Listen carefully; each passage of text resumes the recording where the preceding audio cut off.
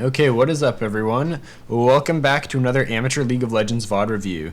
Today, I'm going to be focusing on our match against DePaul University Blue. So in the Aegis Defender League, there are two DePaul University teams, a red and a blue one, and we're up against the blue one today. So, starting the game off, I'm playing Karma mid into an Anivia. We use the flex pick there, and we're starting the game off with an invade into the enemy top side.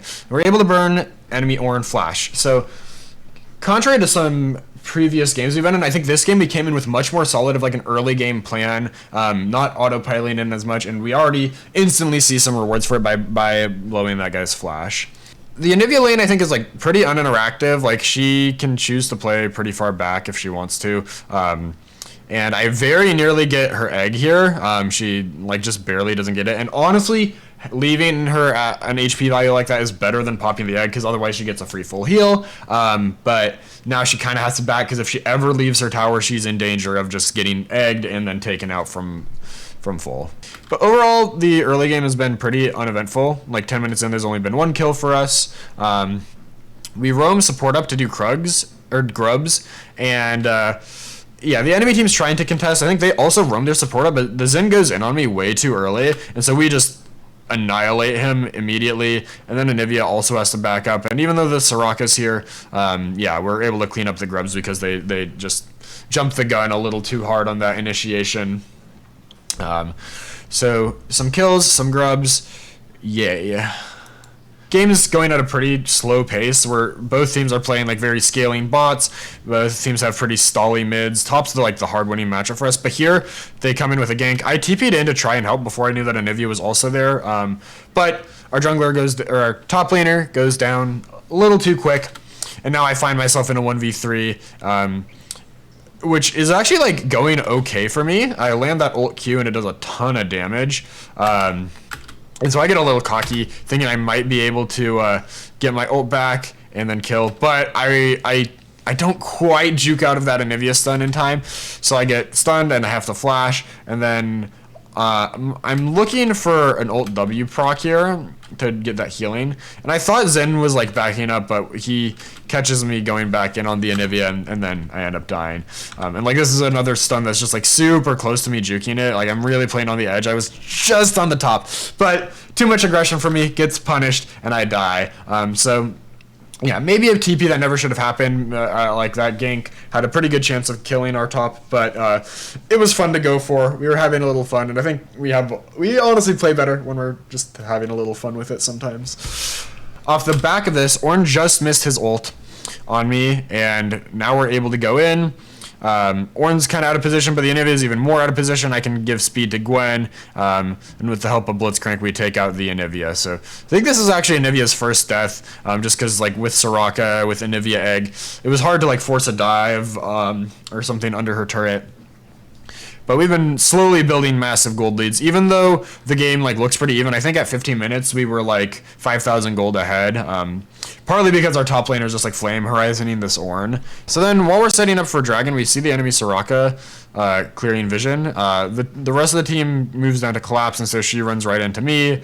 I'm able to just pop W on her, and that sets the rest of the team up for free kill on the enemy support right before Dragon. She even burns ult, which I think is a really bad call from her, just to try to save herself. Yeah, so that gives us a Dragon, and then we're able to get Baron, and we end the game.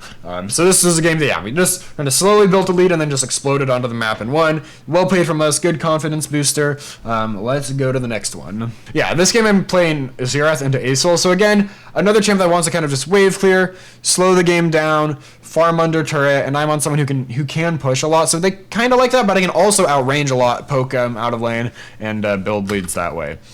So we stacked because they had a Nautilus level 1, and we expected them to invade us.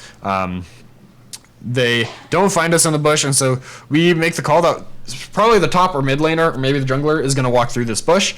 So we waltz in here, and we play the waiting game. And we see Asol just slowly inching his way towards the bush, and then he walks in, we CC him, and we grab first blood onto our ADC. Fantastic start to the game again. Game plan executed properly. It gives us like, yeah, nice mental edge and some gold. I'm able to poke Aesol quite a lot. I am burning a little too much of my mana pool on it, I think. Like I was missing a lot of CS just from, yeah, tunnel visioning on poke. I'm looking here for like a solo kill. I don't quite get it, but I'm very close to 6. And so off that minion dying, I pop the auto, get 6, and just start throwing ult at Aesol, and he dies to Comet. First kill of the game onto me. Team is already 5-0. Game is, yeah, going exactly how we want it to.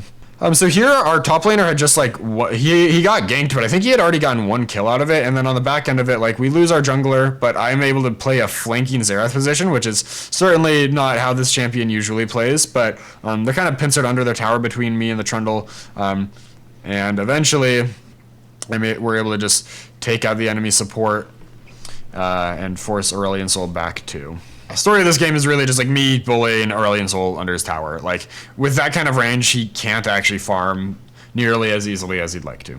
Yeah, same story. I can just use ult to take out Aesol. Not a fun time if Aesol is behind. I think Aesol actually needs to get like aggressive to win this matchup. One more example of how unplayable this is for Aesol. Look, here comes an Ashe ult. Bonk. And he just gets ulted down and dies. Like that's literally unplayable. I mean, he could have walked away from the Ashe ult, but once it lands, nothing you can do. Even though this game is going really well for us, we do make a few critical mistakes. The big one here is we had recently gotten Baron, and we're shoving mid. Ashe looks to start the fight with ult, but misses. But we still walk up, even though, as you can see on the map, our Trundle is still top, and our Rel is clearing camps. Which is, I think the clearing the camps is maybe an error, given that we have Baron and want to be pushing lanes. But we see that, and yet we've pushed forwards with 3 squishies in the mid lane because we're so confident. And then over the wall comes Viego, stunning up our Ashe. Aurelion Sol drops his ult, and I get hooked by Nautilus all at the same time. Which, like, I should really not be walking up far enough to be in Nautilus hook range. Like, I think that's a little absurd for me on Xerath. Yeah, but so we lose our Barons, we give over a whole lot of shutdowns. It's just a pretty bad time overall. But I think we're still pretty solidly in the lead, but like we do not want to let Aurelion Sol and Smolder both scale. Those champions are very powerful late game, and although we might have answers, we'd rather not just have to deal with that kind of damage. Another pretty I think this is a pretty big mistake from you is, like I'm pushed up bot when the team isn't really properly on the map. They're not like pushing a lane or pressuring any objective.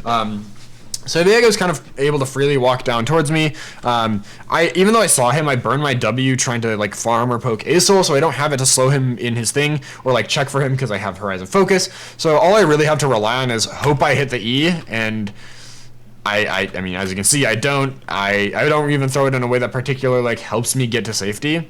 So then I try to juke around him, but I just get taken down by these two. And yeah, that's a pretty bad death timing, I think, because the team still has a ways to go to get the wave in mid.